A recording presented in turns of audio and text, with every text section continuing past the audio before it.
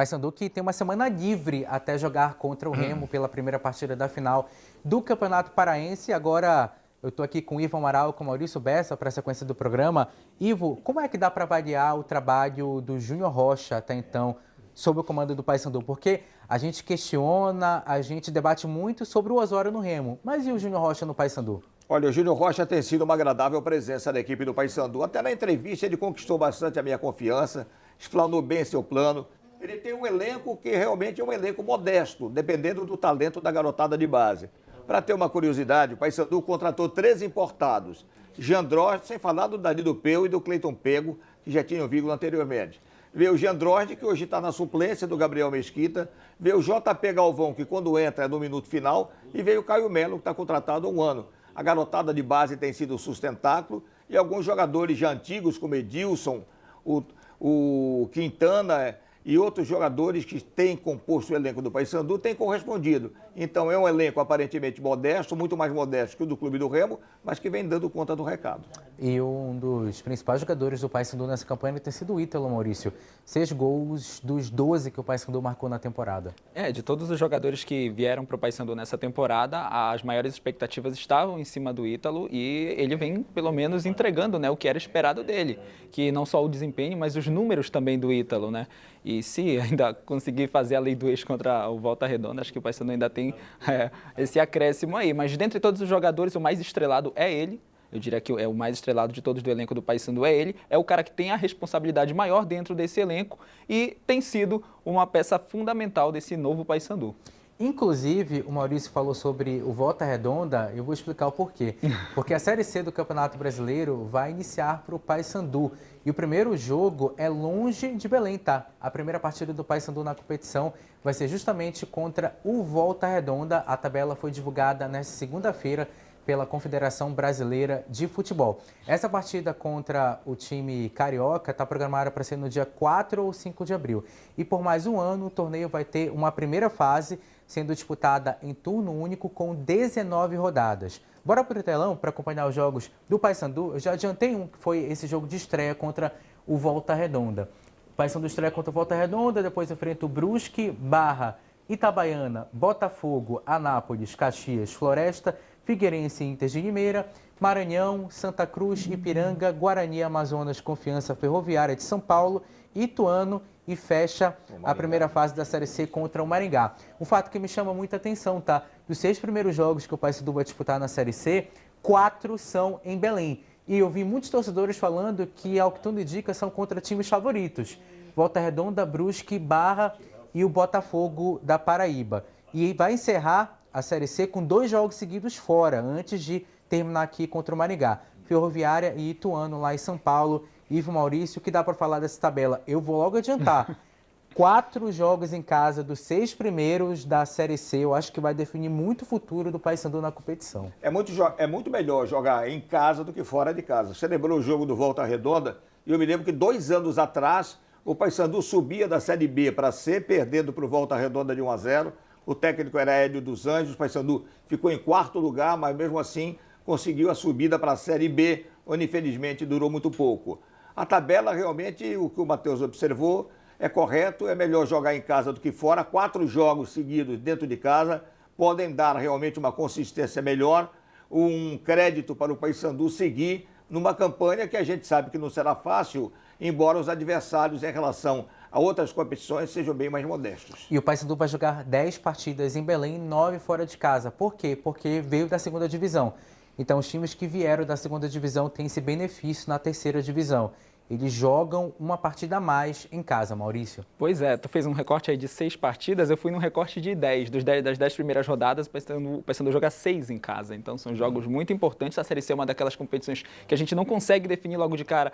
Esse aqui a gente não consegue pontuar, esse aqui tem mais risco de rebaixamento porque veio da Série D. Enfim, ela é muito complexa. Às vezes um time que se destaca muito nessa primeira fase acaba vacilando na outra. Mas dentre todos aí, acho que lá pela 5ª, 6ª rodada a gente já consegue desenhar. E é muito importante nessa 6ª rodada, onde tudo já começa a se desenhar, o Paysandu, depois de 4 jogos em casa, já ter aí pelo menos bem encaminhada essa classificação para a próxima fase. E só para a Tona, que foi eliminada do Campeonato Paraense pelo Paysandu e da Copa Grão-Pará pelo Capitão Poço, e como a gente estava falando em off aqui, 3 derrotas seguidas na temporada. Começou o Campeonato Paraense perdendo as 2 primeiras partidas, venceu 3 seguidas, foi derrotada na última rodada e perdeu agora esses 2 jogos eliminatórios, Ivo. É o começo do Robson Melo, como um cara experiente, não poderia ser pior, né? Aquela goleada ficou bem marcada contra o Paysandu por 5-1. A Tuna teve alguns bons momentos da partida, mas foi superada nitidamente pelo Paysandu na etapa complementar. Já vinha de uma derrota frente ao Bragantino, dirigida pelo auxiliar técnico, o Alexandre Lopes já tinha pedido demissão. E agora na Copa Grão-Pará foi eliminada pelo Capitão Poço. A Tuna tem que se ajeitar. Ele está falando na saída de alguns jogadores, mas que venham bons jogadores. Esse negócio de amar a camisa, competição, interessa é a qualidade do elenco que a Tuna vai montar. A Tuna que, por enquanto, na temporada, Bessa, em 8 jogos, ganhou 3 e perdeu 5. Pois é, e dentro desse recorte que o Igor pontuou de 3 derrotas, são 9 gols sofridos em 3 jogos. Isso acende um alerta para um time que foi muito mexido, né, na defesa.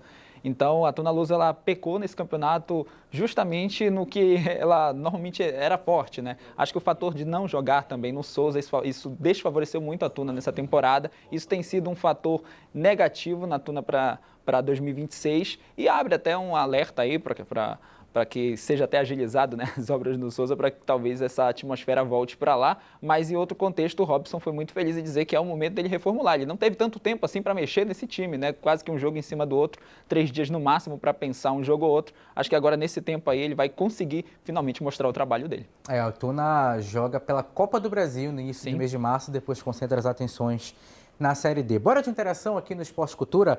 Boa tarde, Matheus. Meu papão tá na final. Deixaram o Lobo chegar. Para cima, meu Paysandu, Carlos, lá do Pá. Obrigado, Carlos, pela participação. Boa tarde a todos do Esporte Cultura. Qual a zaga do Paysandu para encarar o rival domingo? Eu aposto no Quintana e Castro. Quais são suas opiniões? O Celso lá do Outeiro. Ivo. Olha, eu também escalaria pela experiência o Quintana ao lado do Castro, mas o técnico tem dado muita oportunidade para o Yarley. E também tem o Lucão, que é um jogador que eu admiro, acho uma boa revelação da equipe do Paysandu. Então, acredito, pela experiência, talvez ele opte pelo Castro e pelo Quintana, mas lembrando que o Yarley tem sido mais utilizado nos últimos jogos do Papão. Acho que até pelo ritmo de jogo, aliás, pelo ritmo de jogo eu apontaria o Yarley, mas por ter sido poupado, justamente para estar ganhando condição aos poucos, o Quintana pode ser a novidade ao lado do Castro para domingo. Normalmente o técnico ele não costuma, né, trazer muitos jovens para um jogo pesado desse, mas não duvidaria se o Yarley também fosse titular. E o Inter somou 1 ponto em 3 rodadas, enquanto o Remo somou 2 em 3 rodadas, Bessa. Apesar de início de Brasileirão, é um confronto direto, né? O Remo tem 4 finais nessas 2 semanas, né? A gente pode pontuar que esse jogo contra o Inter é uma das 35 que ainda faltam pro clube do Remo, além das finais do Parazão, né? E depois o Fluminense. Mas acho que chegou a hora, né, do clube do Remo mostrar, né, o que vem sendo trabalhado nesse período. Porque o Remo, a gente pode ter visto vários elencos mesclados dentro do Campeonato Paraense, mas o plantel mesmo, a cavalaria, como a gente fala, né? O Marquinhos Belém pontua muito isso nas transmissões, a cavalaria mesmo em campo, organizada, a gente ainda não viu, com exceção ali do Atlético Mineiro, que quando se desfez ali e em certo momento o clube do Remo quis um pouco mais de emoção. Então é hora da gente ver realmente esse clube do Remo, se o Osório for usar, né? Essa cavalaria e organizada. Inclusive, falando em confronto direto, o Internacional, que no Brasileiro do ano passado escapou do rebaixamento na última rodada. O Patrick de Paula concedeu entrevista nessa matéria, nessa reportagem. A gente vai agora acompanhar alguns números dele com a camisa do Remo. Patrick de Paula que fez o primeiro gol dele na temporada com a camisa do Remo na partida diante do Cametá, que garantiu a classificação do Remo para a final do Campeonato Paraense. Ele que tem 26 anos, foram 6 jogos disputados, 1 gol, esse que eu havia destacado, e 3 assistências com a camisa do Remo. Inclusive, ele é o líder de assistências do Remo na temporada. Ele está emprestado pelo Botafogo, o empréstimo vai até o meio do ano. Se o Remo quiser renovar, deverá pagar o salário integral do jogador. Atualmente, o salário é dividido com o Botafogo. O Patrick de Paula que... Se ele continuar assim, o Botafogo vai pedir de volta, viu?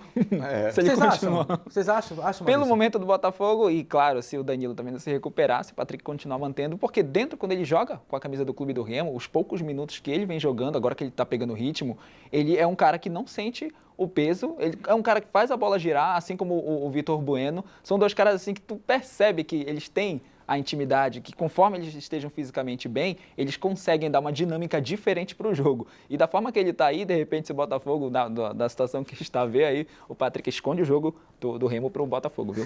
O Patrick até muito agora, bem. uma das melhores contratações do Clube do Remo na prática, né? Na prática. O mercado internacional não tem sido muito favorável nessas importações do Leão Azul. Mas o Patrick de Paula tem sido um jogador importantíssimo, tem entrado bem. Estranhei que ele não tenha começado, comentei isso domingo na transmissão, que ele não tenha começado o jogo porque não merecia ficar no banco. E quando entrou, ajudou a dar uma dinâmica nova e colaborou de maneira decisiva com o gol da vitória remista. E se ele pegar ritmo também, né, Matheus? O problema do Patrick nos últimos anos sempre foi o ritmo e tudo mais. Se ele pegar o ritmo e conseguir ficar em campo mais tempo, o Clube do Remo só tem a ganhar. E o Patrick também. O Remo que tem jogado num 3-2-5 na temporada, desses jogadores de frente do Remo, o Patrick é o nome mais inquestionável que tem, porque, por exemplo, no setor dele atuam também o Diego Hernandes, Zé Ricardo, Vitor Bueno, Zé Edson. Desses jogadores que já tiveram oportunidade de jogar nessa parte da frente do Remo, até mesmo o Pavani vai. Certo.